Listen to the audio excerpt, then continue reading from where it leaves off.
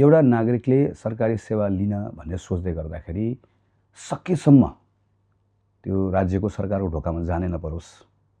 राज्य सरकार आफै नागरिकको घरमा पुगोस्, सेवा दिन पुगोस्, हातमा पुगोस्।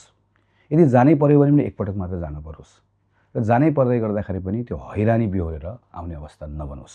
यस्तो बगैँचा गर्न सकिन्छ। यस्तो गर्नुलाई के गर्ने भनेर केही सोचाइहरू तयार गरेका छौँ।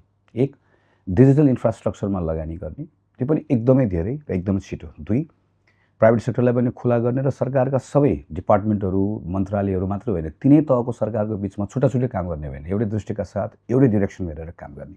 तीन, वन सिटिजन वन आइडी, यो प्रिन्सिपल अन्तर्गत नेसनल आइडीमै अथेन्टिसिकेसन गर्ने व्यवस्था गर्ने। चार, गभर्मेन्टको डेटा एक्सचेन्ज प्लेटफर्म मार्फत सबै सरकारी प्रणालीबीच इन्टरअपरेबिलिटीको व्यवस्था गर्ने। पाँच, वन्स ओन्ली प्रिन्सिपल अन्तर्गत एकपटक विवरण बुझाइसकेपछि फेरि दोहोऱ्याएर बुझाउन नपर्ने, यो खालको व्यवस्था गर्ने। नेसनल आइडी, लाइसेन्स, जति पनि सरकारी यो कागजातहरू छ यसलाई डिजिटलाइज फर्म जुन छ डिजिटल कपीहरूको प्रयोग गर्न सक्ने कानुनी व्यवस्था गर्ने। सरकारी निर्णय, लेनदेन, यसको ट्रेसेबिलिटी सुनिश्चित गर्नको लागि सम्पूर्ण सरकारी दस्तावेजहरू ब्लकचेन प्रविधि मार्फतबाट सुरक्षित र उत्तरदायी रूपमा व्यवस्थापन गर्ने, यसलाई पनि सुनिश्चित गर्ने। साइबर सेक्युरिटीलाई नेसनल सेक्युरिटीको रूपमा डिल गर्ने।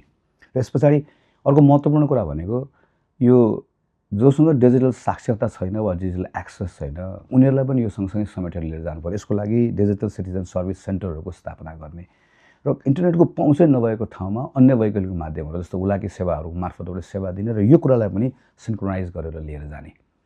यो सबै कुराहरू गर्दाखेरि लक्ष्य एकदम स्पष्ट कुरा हो कि जस्तो हामीले क्यासलेस भुक्तानी भनेर भन्छौँ, पेपरलेस अफिस भनेर भन्छौँ, फेसलेस सेवा भनेर भन्छौँ। यस पछाडि एउटै कुरा हुनुपर्छ, अघि मैले भनेको जस्तै नागरिकहरू सरकारको ढोकामा जानै नपरोस् सेवा लिनको लागि।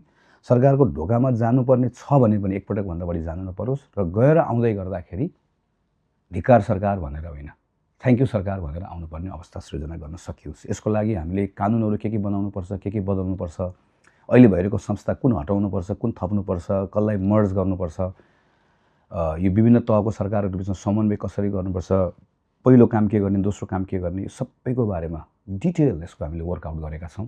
हामीहरू गर्न सक्छौँ र यो गरिरहँदै गर्दा के सोचेर राखेर गरेका छौँ भने जब हामी सार्वजनिक सेवालाई चुस्त दुरुस्त बनाउने भन्छौँ र यसलाई डिजिटलाइज गर्ने भन्छौँ, यो टेक्नोलोजीको बारेमा होइन, यो डिग्निटीको बारेमा हो। Digital government is not about technology, it is about trust, it is about dignity. यो सोचाइको साथ काम गर्दै गर्दा नागरिकहरूले सेवा प्राप्त गर्ने कुरा भनेको हैरानीको कुरा होइन, सरकारले सेवा दिने कुरा भनेको चाहिँ उसको ड्युटीको कुरा हो भन्ने सोचाइका साथ नागरिकहरूले सेवा पाउने कुरालाई सुनिश्चित गर्न सकिन्छ। यो हो हाम्रो सोचाइको नागरिक मैत्री सरकार।